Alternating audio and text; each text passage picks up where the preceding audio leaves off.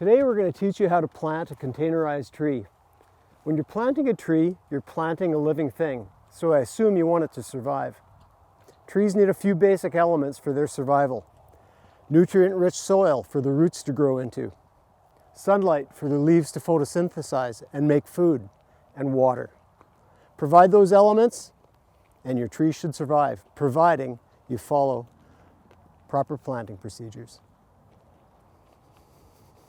The first question to ask yourself is, what function would you like the tree to serve? Would you like shade for your home or deck? Possibly a privacy hedge? Or feed for migrating songbirds? Either way, function defines the space. Once you've decided on the space, then you need to make sure that the tree is going to fit in that space. Once the tree reaches its mature size, so you'll find the information on your tag indicating the projected mature size of the tree, as well as the exposure to sunlight. The tree needs sunlight. Some trees need more than others, so an important consideration. Utility lines as well. Don't plant under utility lines that are going to be a maintenance issue in the future. And almost most important in the prairies is drainage. Make sure the soil in the planting site is well drained. Too much water, the tree roots drowned. Too much water, too long, not good. So once you've decided on the spot, now it's time to put a shovel in the ground and dig. But before you do that, call your utilities for clearance. Not all planting sites are created equal. In old communities, they didn't strip the topsoil. The old topsoil is still there. In new communities, the topsoil has been stripped. So you have to follow a different procedure with new communities. We're going to start out with the old communities, and then we'll highlight the difference with the new communities later. The planting hole needs to be 2 to 3 times the size of the root ball in its width.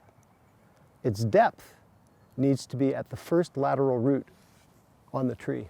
And we find that by pulling out the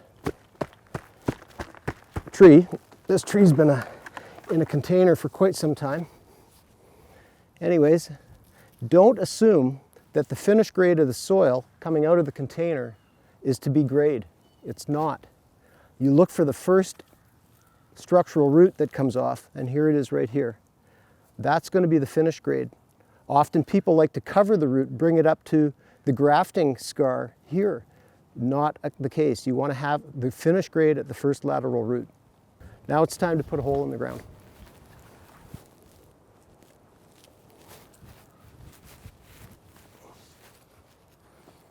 Not all planting sites are created equal. In older communities, the topsoil was not stripped and removed from the community. In new communities, that's common practice. So we follow a bit of a different procedure. We're going to start with the old community. Your planting hole, which we've dug already, needs to be 2 to 3 times the size of the root ball. The depth of the hole needs to be at the first structural root on the plant. So where it comes off at the first structural root, that needs to be our finished grade. So when digging the hole, we need to measure. We'll use a shovel, a good tool for a gardener, and that is about 2 inches below the top lip of the shovel. And we dug the hole, we're about 2 inches from the top. We set the tree in, and that's our finished grade. The other thing we encountered when we first pulled this out of the container was that it has obviously been in the container for quite some time, and the roots were girdled and growing in a circle. So we teased these roots out. We need to do that in order for the tree roots to grow out into the new soil.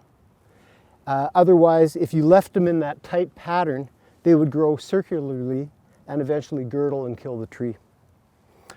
The soil that we remove from the planting hole becomes the replacement soil. Some people think it's a good idea to add new soil.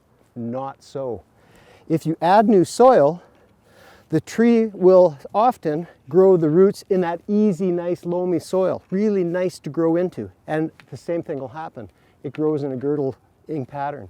We want to encourage these new roots now to grow into this soil, because when this tree is mature, these tree roots are going to be 2 to 3 times the height of this tree. So the backfill soil is the soil that we replace back into the hole. So let's do that now.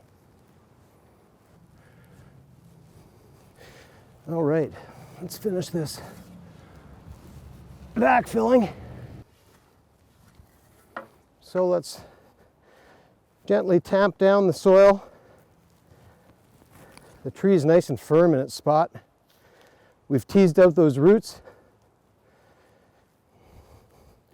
And we're planting it at a depth of that first lateral root. So our finish grade, as you can see, is just at the top of that first structural root. Soil is nicely tamped.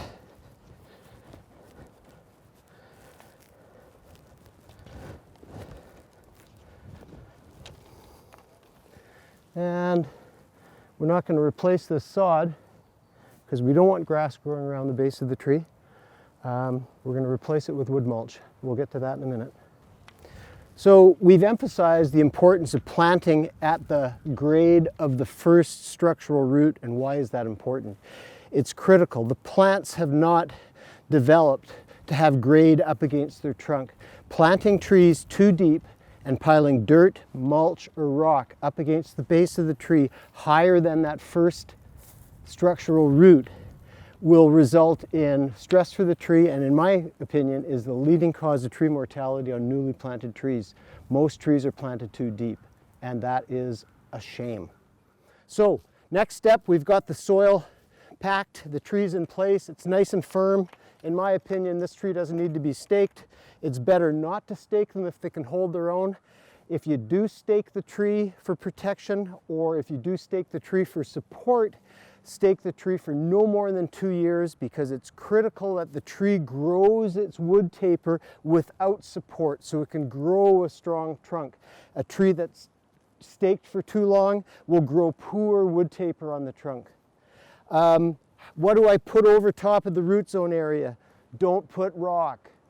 Rock does nothing to improve the structure of the soil. Don't put down fabric. It prevents the diversity of the soil. It prevents the microorganisms from migrating up into the litter layer in the soil. The best thing to top your newly planted tree off with is natural wood mulch. A layer of about 2, 3, 4 inches. Replenish it annually and increase the size of it as the tree grows into its space. Wood mulch on top of soil is the best thing you can do to build nutrient-rich soil. You do not need to fertilize your trees.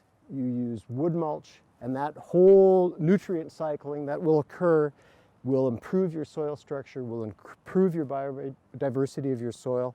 It will make healthy soil. So that's what we're going to do next.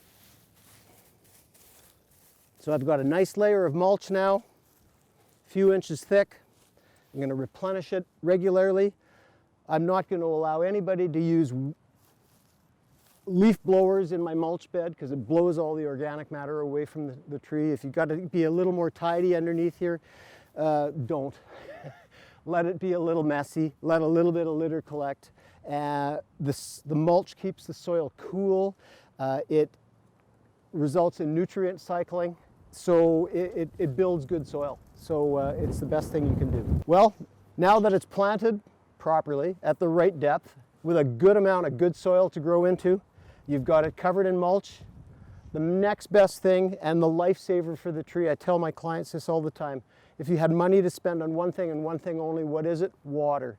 Don't let these things dry out. So a newly planted tree needs to be deeply watered at least twice per week for the first few years. And then a good gardener just pays attention to the soil. If we're not getting enough rain, water. Watering the plant right after being planted will help settle the soil as well. So a really heavy watering is going to help settle that soil. So good luck, buddy. Well, we've got our tree successfully planted. In our neighborhood, we've got deer. And if we don't protect our trees during the winter, they won't survive. The deer will browse them. So here's an example of a deer guard that we need in Charleswood. Maybe not all neighborhoods need that kind of protection, but we do here. So here we are. We got 2 buddies that are going to produce fruit for us for years to come. Yeehaw! We said at the beginning, not all planting sites are created equal.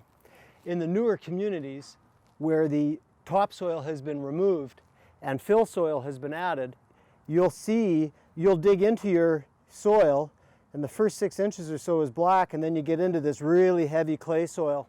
If you were to dig a hole into that heavy clay soil, imagine when that hole fills with water. That water moves slow through the clay. Therefore, that clay acts like a subterranean bowl that actually holds water and is very, very detrimental to the tree. These are examples of trees that were planted too deep into clay. You see the root growth that comes out from underneath. Here's the first structural root and buttress root of the tree. The soil level should have been about here. In fact, it was here when we found the tree. You see the way the roots have grown up and out to try and get into a proper medium for which to survive. So you don't dig into the clay. Keep the clay there. We're going to have to set the tree in at that point, and we're going to then have to make adjustments to finish grade to accommodate. So here's our tree. Here's where we want our finish grade to be. So we're going to have to berm this area up and fill it with soil. So first soil that we're going to use is what we dug out of the hole. Not much soil because it's not a very deep hole. And then we're going to have to add some additional soil to it. So let's get to the backfilling. As we said in the initial instruction, you want to use your original soil as your backfill soil. We wouldn't want to replace this with new soil. We have to add new soil because we'll need more volume, but we wouldn't want to replace it. We want to use the original soil as our main backfill soil so the tree roots are used to the type of soil that they're supposed to be growing into. So now we have no other choice but to add some new soil just to build up the volume.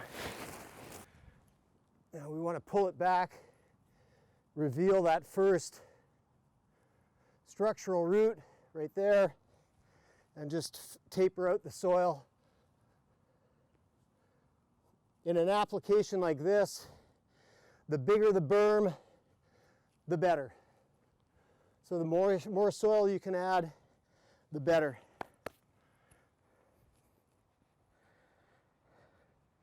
So we could technically use probably another bag or two of soil just to fill this a little more.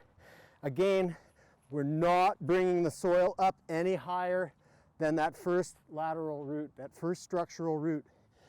You can be fooled sometimes, so the tree can put out what's called adventitious shoots, little spindly ones if the grade has been too high in the planter. But you want to look for that first substantial structural root, and that's our measure of grade. So here we are. We have planted a tree in a development that had all of its topsoil stripped before the development was built. But if you do it this way and don't dig into the soil, or into the clay rather, here's another example of a tree trying to grow out of the clay. Don't dig into the clay. Berm the tree up rather than dig into the clay. We'll top it off with our mulch.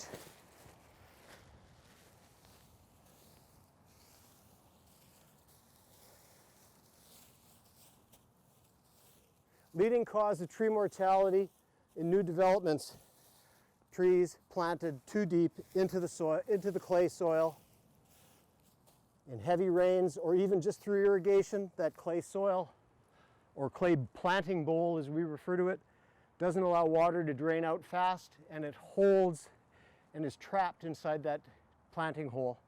And the trees will eventually, in many cases, drown. So here we are. We've got our new little friend there, and he's going to enjoy a good life here.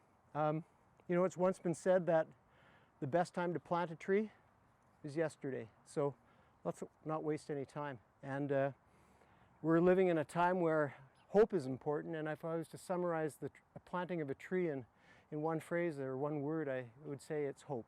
And so we hope our little friend provides fruit for this complex for many years to come. Thank you for listening to our tutorial.